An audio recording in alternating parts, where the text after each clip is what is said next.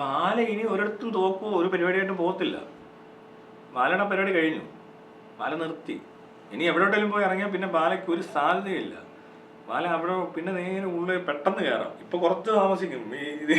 അവനറിയാം ഇതൊക്കെ, അവൻ അറിയാതെ ചെയ്യുന്നൊന്നല്ല. അവനോട് അഡ്വക്കേറ്റ്സ് പറഞ്ഞു കൊടുക്കുന്നുണ്ട് അവൻ്റെ കൂടെ ഇരുന്ന്. അതുകൊണ്ട് അവനിപ്പോൾ പോയത് വരെ.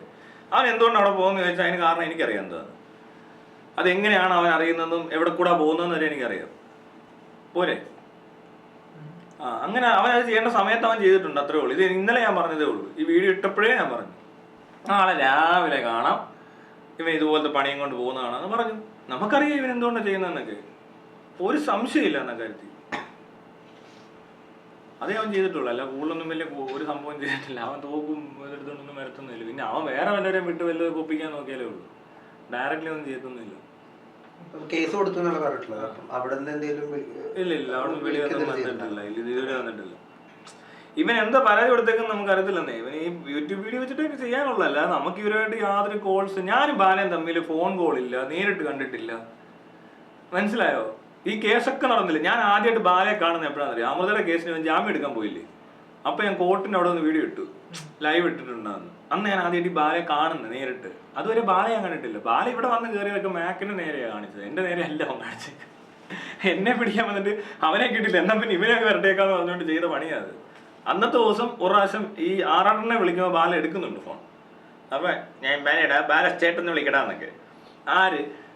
ആ പൊട്ടനെയോ? അവൻ എന്നിട്ട് അത് കഴിഞ്ഞ് പിന്നെ ഇവൻ പറയുന്നത് ഇപ്പഴാ ഇവനുമായിട്ട് എന്താണ്ട് സംഭവം ഉണ്ടെന്ന്. അതൊന്നും എനിക്കറിയത്തില്ല. അങ്ങനെയൊന്നും പറഞ്ഞിട്ട് കാര്യമില്ല. നമുക്ക് ഒരാളുമായിട്ട് ഒരു ബന്ധമില്ല. ഞാൻ വളരെ കുറച്ച് കോൾസ് അറ്റൻഡ് ചെയ്യത്തുള്ളൂ. അതെന്റെ കോൾ റെക്കോർഡോ എന്ത് വേണം എടുത്തോട്ടെ. ഞാൻ സംസാരിക്കുന്ന സ്ഥിരമായിട്ട് സംസാരിക്കുന്ന കുറച്ച് ഫ്രണ്ട്സ് ഉണ്ട്. അവരോടല്ലാതെ ഒരു മനുഷ്യനോട് ഞാൻ വിളിച്ച് സംസാരിക്കത്തില്ല. അല്ലെങ്കിൽ എന്തെങ്കിലും ആവശ്യമായിട്ട് നമ്മളെ വിളിച്ചാൽ നമ്മൾ ഓക്കെ അതിനകത്ത് ഇടപെടാം, അല്ലെ പോവാം, അവർക്ക് എന്തെങ്കിലും ആവശ്യമുണ്ട് ചെയ്യുക, അത്രയോ. അല്ലാതെ ഇങ്ങനെയുള്ളവരായിട്ടൊന്നും എനിക്കൊരു ബന്ധമില്ല. അത് കോടതി നടക്കുന്നുണ്ട് ഇപ്പൊ. അതിനകത്ത് ഇപ്പൊ സാക്ഷിയുടെ വരുമ്പോൾ കുറച്ചുകൂടി സ്ട്രോങ് ആവും, മനസ്സിലായി. അപ്പൊ പോലീസുകാരുടെ കൃത്രിമവും മറ്റേതും മറിച്ചൊക്കെ കൂടെ ആഡ് ചെയ്ത് ഒരു കംപ്ലൈന്റ് കൊടുക്കണം. അത് ശരി കൊടുത്തിട്ടില്ലെന്നുള്ളത് എന്റെ കുഴപ്പമാണ്. അത് കൊടുക്കണം. പ്രതികാരം നാളെ ചെയ്താൽ മതി എന്നുള്ള പ്രശ്നമാണ്. വണ്ടി സ്റ്റാർട്ട് ആകത്തില്ലല്ലോ സമയത്ത്. നീണ്ടുപോകുന്നത് നമ്മുടെ ഇത് ഉഴപ്പ്.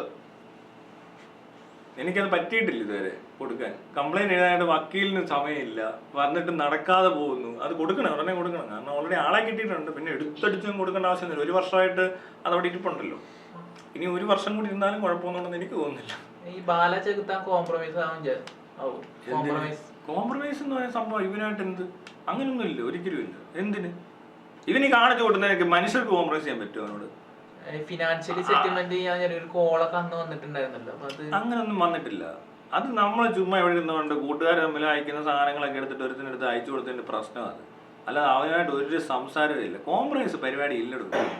ഞാൻ പിന്നെ ഇങ്ങനത്തെ ഒരു സിനാരിയോയില് എന്താ സാധാരണ ചെയ്യുന്നത്? ഇവിടെ ഉള്ളവർ എങ്ങനെ കോംപ്രമൈസ് ചെയ്യും? അതിന്റെ ഒരു രീതിയിൽ എക്സ്പ്ലെയിൻ ചെയ്തുകൊണ്ട് എൻ്റെ ഒരു കൂട്ടുകാരൻ ഇങ്ങനെ ഒന്ന് പറഞ്ഞപ്പോൾ അവനൊരു ഓഡിയോ അയച്ചതായി കേൾക്കുന്നത്. അല്ലാതെ അതിനകത്ത് അവരോടൊന്നും നമ്മൾ ഒരു കോൺവെർസേഷനും ഇല്ല, മനസ്സിലായോ? ഇപ്പൊ എന്നോട് നീ വിളിച്ചിട്ട് പറയാം കോംപ്രമൈസ് ചെയ്യും. ഞാൻ വേറെ കോംപ്രമൈസ് ചെയ്യുന്നത് ഇങ്ങനെയാ, മനസ്സിലായല്ലേ? അല്ല ചുമ്മാ ഇങ്ങോട്ട് ബാല നീ എന്നാലോചിക്കും, ബാല ഇങ്ങോട്ട് കോംപ്രമൈസ് ചെയ്യടാ എന്ന് പറഞ്ഞാൽ ഞാൻ അങ്ങ് ഇരുന്ന് കൊടുക്കും. അപ്പൊ എന്താ ചെയ്യണ്ടേ? എങ്ങനെ ഇവിടെ നടക്കുന്ന ഈ പരിപാടി? അങ്ങനെ കോംപ്രമൈസ് ചെയ്യാൻ അവൻ എന്ത് ചെയ്യണം? അത്രയും ഒരു സിനാരിയോ ഞാൻ എക്സ്പ്ലെയിൻ ചെയ്യുന്ന പോലത്തെ ഒരു സാധനമാണ് ഈ വീഡിയോ ഓഡിയോ. അല്ല അവനോടൊന്നും വിളിച്ചിരുന്ന ഇങ്ങനെയൊന്നും അല്ല കേസ് വരുന്നേ. ഷേടാ താൻ എന്താ വിചാരിച്ചു? ഈ ഒരു ഓഡിയോ ഒരു സാധനം ഇല്ലാത്തടത്തുനിന്ന് പോയിട്ട് ഒരു അവൻ കാണിച്ചത് നിങ്ങൾ കണ്ടില്ലേ? ബാലയ്ക്ക് ഇങ്ങോട്ടും പറയാൻ പറ്റത്തില്ല, എനിക്ക് അങ്ങോട്ടും പറയാൻ പറ്റത്തില്ല. ബോധമുള്ളവർ ചെയ്യത്തില്ല. കാരണം എന്തോ പറഞ്ഞാലും അത് പ്രശ്നമാവും. ബാല എന്നോട് കോംപ്രമൈസിന് ശ്രമിച്ചെന്ന് പറഞ്ഞാൽ ബാലയുടെ പരിപാടി തീർന്നു. ഞാനത് റെക്കോർഡ് എടുക്കും. മനസ്സിലായോ? ഞാൻ ചെന്ന് ഈ സാധനം അങ്ങോട്ട് അത് 6 വഴിയൊക്കെ ചെയ്യാന്ന് പറഞ്ഞാൽ എനിക്ക് എന്നാ ബോധമില്ല, ഞാൻ എന്നാ പൊട്ടനാ? അത് നടക്കത്തില്ല, അത് ചെയ്യാൻ പാടില്ല, അങ്ങനെ ചെയ്യാൻ പറ്റത്തില്ല. മനസ്സിലായത് എനിക്ക്? നമ്മൾ എങ്ങനെ ചെയ്യും? ഞാനിപ്പോൾ ഇത് എന്തെങ്കിലും കാരണവശാൽ ആരോടെങ്കിലും എന്തെങ്കിലും പറഞ്ഞാൽ ഇച്ചിരി പറയുന്നവർ അവിടെ എത്തുന്നുണ്ട്. പലയിടത്തും നമ്മൾ എന്തെങ്കിലും ഒരു പരിപാടി തുടങ്ങിയിട്ട് എവിടെ ഫോൺ ചെയ്താലും അത് കറങ്ങി തിരിഞ്ഞ് അവിടെ എവിടെയെങ്കിലുമൊക്കെ ചെല്ലും. അപ്പോഴാണ് ഞാൻ ആ പ്രശ്നത്തിനിടയിരുന്നുകൊണ്ട് ഇത്ര രൂപ തരാമെങ്കിൽ അത് നടക്കത്തില്ല. അത് ചുമ്മാ ബോധം വെളിവില്ലാത്തവർക്ക് തോന്നുന്നൊരു പ്രശ്നം മാത്രമേ ഉള്ളൂ. അങ്ങനെയൊന്നും അല്ല, അത് ചെയ്യുവാണെങ്കിലും ചെയ്യേണ്ടത്. എനിക്ക് അതും അറിയാത്ത ആളൊന്നും അല്ല. വേണമെങ്കിൽ നമുക്ക് വേറെ ചാനൽ വഴിയോ അങ്ങനത്തെ എന്തെങ്കിലുമൊക്കെ ചെയ്യാനൊക്കെ പറ്റും. പക്ഷെ ഇങ്ങനെ ചെയ്യത്തില്ല, മനസ്സിലായി? ചെയ്യേണ്ട ആണെങ്കിൽ അതെങ്ങനെയാണ് ചെയ്യേണ്ടതെന്ന് വെച്ചാൽ നമ്മൾ ചിന്തിക്കും. എങ്ങനെ ചെയ്യണം, എങ്ങനെ ചെയ്യുന്നത്? നേരെ 6 ഓടി കൊടുക്കും. അത്രയ്ക്ക് ബോധമില്ലാത്ത ഒരാളാണ് എന്നോട് ഇത്രയും നാൾ സംസാരിച്ചിട്ട് ഇങ്ങനെയൊക്കെ തോന്നുന്നു തന്നെ ഒരു നാണക്കേട് പോലെ തോന്നുന്നു എനിക്ക്. എന്തെല്ലാം കാര്യങ്ങൾ നടന്നു അതിനിടയിൽ ഈ ഒരു മണ്ടത്തരം അത് നടക്കത്തില്ല. ഇതിനൊരു അവസാനം എന്താണ് ഉള്ളത്? അവസാനം എന്ന് പറയുന്നത് എങ്ങനെയാണെന്ന് നമുക്കറിയത്തില്ലല്ലോ. ഈ കേസൊക്കെ ആയി ഇനി അവന് എന്തൊക്കെ കുറെ നടക്കും. ഇവൻ നാണം കിട്ടുകയല്ലോ, തീർന്നു. സമൂഹത്തിന്റെ മുന്നിൽ നാണം കിട്ടും നാറിയിരിക്കുകയാണ്. ഇവൻ ചുമ്മാ ഇങ്ങനത്തെ ഒരു ഹൈപ്പ് ഉണ്ടാക്കാൻ വീണ്ടും കയറി അവന്റെ ഭാഗത്ത് തെറ്റില്ല. കുറച്ച് പേര് ബാക്കിയുണ്ട്, അവരെ പറ്റിക്കാനോടുള്ള പരിപാടി നടത്തിക്കൊണ്ടിരിക്കുന്നത്, അല്ലാതെ അവനും അറിയാത്ത കാര്യമൊന്നുമല്ല. എല്ലാരും ചോദിക്കുന്നത് ബാലയെ വിറ്റ് എത്ര പൈസ ഉണ്ടാക്കി ചോദിക്കുന്നത്. ആര് പ്രസ് മീറ്റില് അതാണ് പറഞ്ഞത്. ബാലയെ വിറ്റ് നമ്മൾ ഉണ്ടാക്കുന്നതിനൊക്കെ കൂടുതൽ ഞാൻ എങ്ങനെ ഇടും? ഞാൻ ഇവന്റെ കണ്ടന്റ് എന്റെ എത്ര എണ്ണം ഉണ്ടെന്ന് നോക്കും. ഒരു 4-5 എണ്ണത്തിൽ ഞാൻ എടുക്കത്തില്ല. അങ്ങനെ എൽസവത്ത് ഒരു 10 വീഡിയോ ഇട്ടിട്ടുണ്ട്, ഒറ്റ എണ്ണത്തിന് റിയാക്ട് ചെയ്തിട്ടില്ല. ഇന്നലെ റിയാക്ട് ചെയ്യുന്നത് ആദ്യമായിട്ട് എൽസവത്തിന്റെ വീഡിയോ എടുത്തിട്ട്. പിന്നെ അതിനു മുമ്പ് തോക്കിന്റെ കാര്യം പറഞ്ഞിട്ട് എന്റെ പാന്റ് എടുത്തോണ്ട് പോയത് ഓർക്കുന്നുണ്ടോ? അന്നൊരു സഞ്ചിയും തൂക്കിക്കൊണ്ട് 6 ഒരു സഞ്ചി കൊടുത്തു വിട്ടിട്ടുണ്ടാകും. ഇനി അതൊരു പാന്റ് എടുത്തിട്ടുണ്ടെന്ന് പറയുന്നുണ്ട്. ആ സഞ്ചിയിൽ പാന്റ് ഇട്ടുകൊണ്ട് പോയത് എന്തിനാണെന്ന് എൽസവത്ത് പറയുന്നത് കേട്ടോ. അവിടെ നിന്ന് വീട്ടിൽ നിന്ന് ഡിസ്കഷൻ, അതിനകത്ത് കഞ്ചാവ് വെച്ചിട്ട് അത് കൊണ്ടുപോയി പോലീസ് സ്റ്റേഷനിൽ കൊടുത്ത് എന്നെ കഞ്ചാവ് കേസിൽ പ്രതിയാക്കാൻ നോക്കുന്നു ഇവൻ. അത് ഞാൻ ഇപ്പോഴാണ് അറിയുന്നത്. ഇവൻ എന്തിനാ ഈ പാന്റ് എടുത്തതെന്ന് വെച്ചാൽ നമ്മൾ കളിയാക്കും ഇവനെ. മനസ്സിലായോ? ഇവിടെ നിന്ന് ഇവൻ ഈ പാന്റ് എന്തിനാ കൊണ്ടുവന്നത്? ഇവന് ചിലപ്പോൾ ഞാൻ കുറെ തറ വർത്താനാന്ന് പറഞ്ഞത്, പക്ഷെ ഇതിനാണ് ഞാൻ കൊണ്ടുവന്നത്. ഒന്നാലോചിക്ക്. എന്നിട്ട് അവൻ വീഡിയോക്കകത്ത് ഇടയ്ക്ക് പറയുന്നുണ്ട് ഇവൻ MDMA. ഞാൻ അവിടെ ചെന്നപ്പോൾ MDMA ഉണ്ട്, MDMA-ക്കാരായി ഇവരെന്നൊക്കെ പറഞ്ഞു. മനസ്സിലായി? എല്ലാം ഇതിന് അഥവാ അങ്ങനെ വല്ലതും ചെയ്തിരുന്നത് എന്തോ ഇതിന്. അത് പോലീസുകാർ സമ്മതിക്കാനായിരിക്കും. ചിലപ്പോൾ വിളിച്ച് ചോദിച്ചു കാണും, ഇങ്ങനെ പാൻ എടുത്തോണ്ടിട്ടുണ്ട്, അതിനകത്ത് എനിക്ക് ഇത് കിട്ടിയെന്ന് പറഞ്ഞ് ഞാൻ കൊടുക്കട്ടെ എന്നൊക്കെ ചോദിച്ചപ്പോൾ അവർ പറഞ്ഞു ഓർഡറാന്ന് പറഞ്ഞ് കണ്ടം വഴിയോ അല്ല അങ്ങനത്തെ പൊട്ടത്തിലേക്ക് എത്തിയിരിക്കുന്നത്. തോക്കായിട്ട് വന്നത് ഇവിടെയാണോ? ഇവിടെ. അപ്പൊ ഞാൻ ചോദിക്കട്ടെ, അപ്പൊ ഈ കുറച്ചു മുമ്പ് പറഞ്ഞു മറ്റേ എലിസബത്ത് ഒരു സാക്ഷിയാണെന്ന് പറഞ്ഞല്ലോ. എലിസബത്ത് സാക്ഷിയാകുന്നത് തോക്കുണ്ട് എന്നുള്ളതിന്റെ, അല്ലാതെ ഈ ഇൻസിഡന്റ് ഇവിടെ നടന്നതിനെ പറ്റി സാക്ഷിയൊന്നുമില്ല. ആരാധനും മറ്റേ ജിമ്മ് ട്രെയിനറും പിന്നെ ഒരു ലോക്കൽ ഒരു പയ്യനുണ്ട്, എന്തോ ഗുണ്ട സെറ്റപ്പ് ഉള്ളവനാന്ന് പറയുന്നുണ്ട്. ആ 3 പേരാണ് ഇതിനകത്തുണ്ടാകുന്നത്. ആറാട്ടന്റെ വീഡിയോയിൽ ആറാട്ടനെ കൃത്യമായിട്ട് പറയുന്നുണ്ട് തോക്കി വിട്ടു. ആറാട്ടന്റെ വാക്ക് നിയമത്തിന്റെ മുന്നിൽ അതല്ല, ആറാട്ടന്റെ നിയമത്തിന്റെ മുന്നിൽ എന്ന് പറയുമ്പോൾ കണ്ടീഷൻ സപ്ലൈഡ് വേറെ സാധനം ഉണ്ട് അതിനകത്ത്. അയാൾക്ക് അങ്ങനെ അത് പറയുന്നില്ല, അങ്ങനെ നിരസിക്കത്തില്ല. എലിസബത്ത് കണ്ടിട്ടുണ്ടായിരുന്നു ബാലയുടെ കയ്യിൽ തോക്കുണ്ടായിരുന്നു. അവർ ബാല ഒരു കൂടെ വന്ന് ജിം ഓണർ ഒരു സഞ്ചി തൂക്കിക്കൊണ്ടിരിപ്പില്ലേ, അതിനകത്ത് തോക്കുണ്ടെന്നുള്ളത് എലിസബത്തിന് അറിയാം. അത് ഇനി തോക്കും കൊണ്ട് ബാക്കി സ്റ്റോറിയും വണ്ടിക്കകത്തുള്ളത് എല്ലാം അവർക്കറിയാം. അപ്പോൾ തോക്കുമായിട്ടാണ് വന്നെന്നുള്ള കാര്യത്തിൽ ഷൂറാണ്. ആ തോക്ക് എടുത്തോണ്ട് മണ്ടയ്ക്ക് കയറിയിട്ട് വെറുതെ തോക്ക് പിടിച്ചോണ്ട് നിന്നിട്ടൊന്നുമില്ല. ആ തോക്ക് എടുത്തിട്ടുണ്ട്, മാക്കിന് നേരെ ചൂണ്ടിയിട്ടുണ്ട്. അത് മാക്കും ആറാട്ടനും കൃത്യമായിട്ട് പറഞ്ഞിട്ടുണ്ട്. ആറാട്ടന് വെളിവൊന്നും ഇല്ലെന്നൊക്കെ പറയും, പക്ഷെ അയാള് എല്ലാം അങ്ങനെ വെളിവില്ലാത്ത ആരെയൊക്കെ ഓർമ്മയൊന്നും ഇല്ലാത്ത പ്രശ്നമൊന്നുമില്ല. അയാൾക്ക് പേടിക്കുമ്പോൾ മാറ്റി മാറ്റി പറയുന്നത്, അതിന് പേടിപ്പിച്ച് കഴിഞ്ഞാൽ ആരാണ് പേടിച്ച് മാറ്റി പറയും. അതുപോലെ അയാൾ പറഞ്ഞിട്ടുള്ളൂ. അല്ലാതെ ഓർമ്മക്കുറവുള്ളതായിട്ട് ഒരിടത്തും അയാൾക്ക് തോന്നിയിട്ടേ ഇല്ല. താനെടോ വീഡിയോ ഇവിടുത്തെ ഇന്റർവ്യൂ ഒക്കെ കാണാം ആറാട്ടനെ. പഴയ മോഹൻലാലിന്റെ വന്ദനത്തിനകത്ത് മോഹൻലാലിന്റെ ക്യാരക്ടറിന്റെ പേരെന്താണെന്ന് വെച്ചാൽ ആളത് പറയും, അതിന്റെ ഡയറക്ടർ ആരാന്ന് പറയും, എല്ലാ കാര്യങ്ങളും കൃത്യമായിട്ട് പറയുന്നത്. ഓർമ്മക്കുറവൊന്നും ആറാട്ടനില്ല. പിന്നെ ആറാട്ടനെ പേടിച്ചിട്ടും തിരിച്ചും മറിച്ചും പറയുന്നൊരു അസുഖമുണ്ട് പുള്ളി വെറുതെ ഇരിക്കുമ്പോൾ ഓരോന്ന് കളറിലൊക്കെ പറയും. അത് അയാളുടെ ഒരു കുഴപ്പമാണ്, അല്ലാതെ അയാൾക്ക് ഓർമ്മക്കുറവൊന്നുമില്ല. ഈ തോക്കിന്റെ കേസിൽ ഇപ്പൊ നിലവിൽ ബാലയുടെ ഭാഗത്താണോ ചെകുത്താന്റെ ഭാഗത്താണോ അപ്പൊ ആറാട്ടണ്ണൻ? ആറാട്ടൻ ഇപ്പൊ ശരിക്കും പറഞ്ഞാൽ ബാലയ്ക്ക് എതിരാണ്. പിന്നെ എന്റെ ഭാഗത്തോട് നിർത്താൻ ഞാൻ ഇപ്പൊ ആറാട്ടനോട് ഇടപെടുന്നില്ല.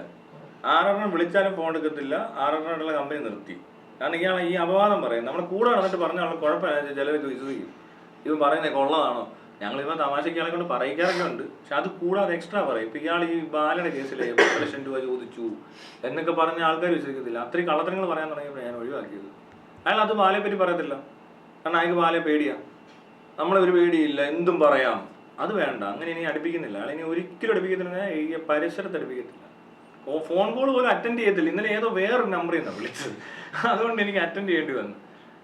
എന്നോട് പറഞ്ഞു ഞാൻ നിങ്ങളോട് ക്ഷമിക്കൂ, അതായതാണ് ഞാൻ നിങ്ങളോട് ക്ഷമിച്ചില്ലേ, നിങ്ങൾ എന്നോട് ക്ഷമിക്കൂ എന്നൊക്കെ പറഞ്ഞു. എന്തൊക്കെ പറഞ്ഞത് ഞാൻ പറഞ്ഞു ഒന്നുമില്ല, ക്ഷമയൊന്നും ഉണ്ടായിട്ടല്ല, എനിക്ക് തന്നോട് താല്പര്യം ഇല്ലാത്തതുകൊണ്ട് വേണ്ടതില്ല. ഞാൻ താല്പര്യമുള്ളത് സംസാരിക്കാറില്ല, അത്രേ ഉള്ളൂ.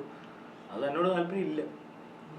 ഇത്രയും വലിയ പ്രേം സാക്ഷി ഉണ്ടായിട്ട് എന്തുകൊണ്ട് കേസ് മുന്നോട്ട് പോകുന്നില്ല? കേസ് ഉണ്ടോ? കേസ് കിടപ്പുണ്ട്. പക്ഷെ പ്രശ്നം കേസിന്റെ അല്ല പ്രശ്നം. പോലീസ് താനൊന്ന് ആലോചിച്ചേക്ക്, തന്നെ കൊല്ലാനൊരുത്തൻ വന്നെന്ന് താൻ പോലീസ് സ്റ്റേഷനിൽ എന്ന് പറയും, അതും തോക്കുമായിട്ട്. ഇത്രയും വെളിവില്ലാത്തൊരുത്തൻ ഒരു സിനിമ ആണ് തോക്കും കൊണ്ട് വന്നെന്ന് പറഞ്ഞപ്പോൾ താൻ അവിടെ ചെന്ന് പോലീസ് സ്റ്റേഷനിൽ പറയുമ്പോൾ പോലീസുകാർ നമ്മളെ കളിയാക്കുന്നത്. തോക്കുണ്ടോ? ഒറിജിനൽ ഒന്നും ആയിരിക്കത്തില്ല. അങ്ങനെയാണ് അവർ ഇടപെടുന്നത്. ഇപ്പൊ ഞാൻ തന്റെ വീട്ടിൽ തന്നെ കാണാം എന്നെ പൊക്കുന്നത് എങ്ങനെ അതായത് പോലീസുകാരൻ പറഞ്ഞു നീ എന്തെങ്കിലും പറഞ്ഞാൽ മതി തോക്കുമായിട്ടാ വന്നത്. പിന്നെ അവർ തോക്ക് എന്നെ ഇടിച്ചു മേടിക്കും. ഇല്ലാത്ത തോക്ക് വരെ ഉണ്ടാക്കുന്നവരെ അവര്. അത് ബാല ആയതുകൊണ്ട് മാത്രം അവരത് വെറുതെ വിടുന്നത്. അവൻ ഇൻഫ്ലുവൻസ് ചെയ്തുകൊണ്ടോ കൈക്കൂലിയാടോ, കൈക്കൂലി എന്ന് തന്നെ പച്ചയ്ക്ക് പറയാം. കൈക്കൂലി കൊടുത്തിട്ടുണ്ട് ആ സ്റ്റേഷനിൽ ആർക്കോ. അവൻ കാശ് കൊടുത്തുകൊണ്ട് അവരത് വിടുന്നത്. അല്ലാതെ പോലീസുകാർ അങ്ങനെ വിടത്തൊന്നും ഇല്ല ആരെയും. അത് ഇങ്ങനത്തെ പണി കാണിച്ച എത്ര കേസിലുണ്ട് പോലീസുകാർ അങ്ങനെ അനങ്ങാതിരുന്നത്. എടോ എന്തിനാ ഞാൻ യൂട്യൂബിൽ ഒരു എന്താ തെരാ പാസ് ബംഗ്ലാ ഗാഡി ഹേ ബംഗ്ലാ ഹേ മഗർ മേരാ പാസ് മാ ഹേ എന്ന് പറഞ്ഞപ്പോ മാ എന്നൊരു വാക്ക് ഉപയോഗിച്ചിട്ട് എന്നെ പിടിച്ചോണ്ട് പോകുന്നു. ലോകപിത്രത്തിൽ ഫോട്ടോ എടുക്കുന്നു.